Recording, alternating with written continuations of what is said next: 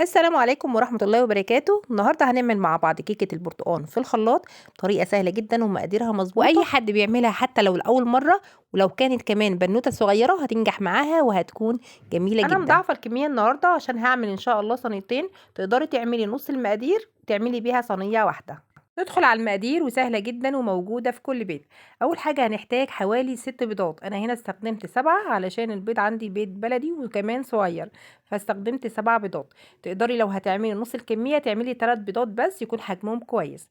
وبعد كده هنحتاج بشر برتقانه، بس اهم حاجه وانت بتبشري البرتقانه تاخدي الجزء الخارجي بس، اللي هو القشره الخارجيه، ما تاخديش الجزء الابيض عشان ما يمررش معاكي. واحتاج كوباية ونص من الزيت، بس نص الكوباية التانية هحط عليها معلقة من السمنة. والسمنه بالطعام للكيكه بتاعتي. بعد كده هنحتاج كوبايتين من السكر، وكوبايتين من عصير البرتقال، وحوالي 4 كوبايات كبار من الدقيق، وكمان نص كوباية من النشا، والدقيق خلطته مع النشا.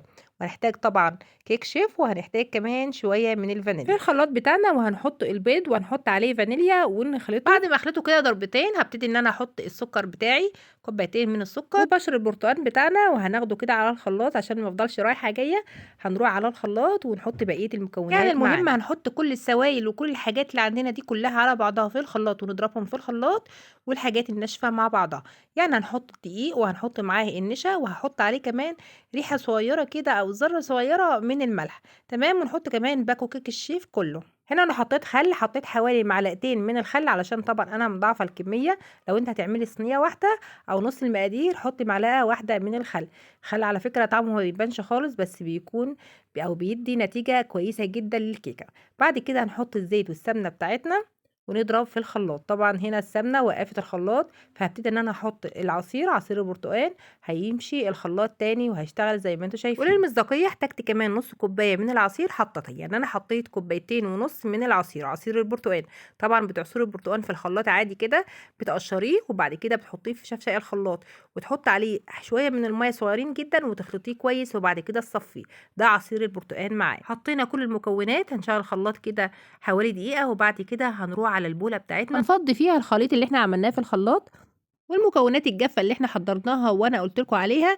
هنبتدي اللي احنا ننخل شوية بشوية كده على الخليط ده، وبالمضرب اليدوي ونبتدي نقلب الدقيق في الخليط لغاية لما يوصل معانا القوام اللي هتشوفوه دلوقتي. واحنا شغالين اثناء تحضيرنا للخليط هنولع الفرن على درجة حرارة 180. يعني ما ندخلش الكيكة بتاعتنا غير لما يكون الفرن بتاعنا سخن، ومش عايزينه سخن جدا علشان ما يهبطش الكيكة هنا معانا. قلبت الدقيق مع البودر مع النشا وكمان ذرة ملح، قلبتهم مع بعض، وابتدي انخل كده وشوية بشوية واضيعهم في الخليط لغاية لما يوصل معانا القوام اللي هتشوفوه انا عن دلوقتي. نفسي ما بحطش اي لون للكيكه بالبرتقال. في ناس بتستخدم اللي هو اللون الاصفر عشان تعزز اللون بتاع الكيكه. بس بالنسبة لي كده فهي لونها كويس، واهم حاجة هنا الطعم خلاص برضه. حطينا كل كميه الدقيق بتاعتنا.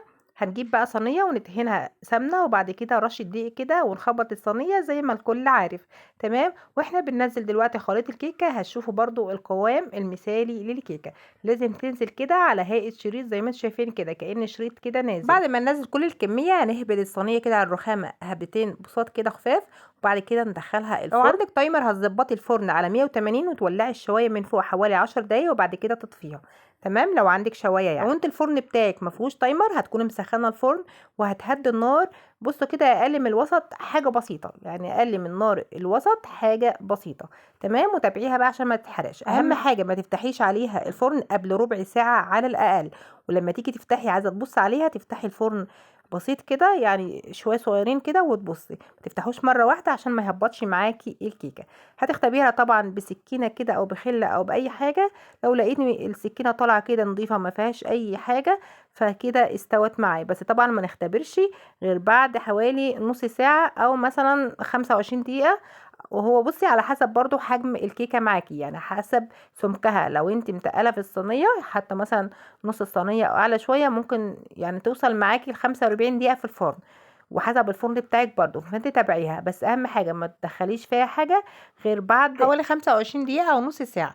ده طبعا بيرجع برضو لسمك الكيكه بتاعتك. يعني مثلا لو الكيكه بتاعتك انت حاطه الخليط ازيد من نص الصينيه فبتقعد معاكي ممكن ل 45 دقيقه، فحسب سمك الكيكه في الصينيه. تمام. وحسب الفرن بتاعك برضو. بس اهم حاجه الخطوات اللي بقولك عليها دي بالظبط والتعليمات اللي بقولك عليها علشان تطلع ناجحه معاكي. وبألف هنا وشفا على قلبكم يا رب. ما تنسوش اللايك، والسلام عليكم ورحمة الله وبركاته.